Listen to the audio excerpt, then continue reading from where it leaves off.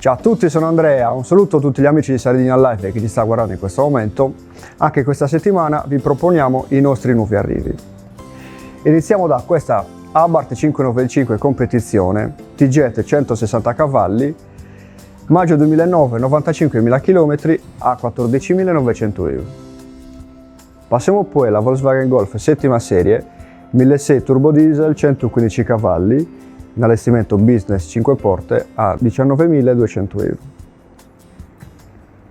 Per finire passiamo poi all'Alfa Romeo Stelvio 2002 turbo diesel 190 cavalli, cambio automatico AT8 Q4 del 2019, 4.000 km a 44.900 euro.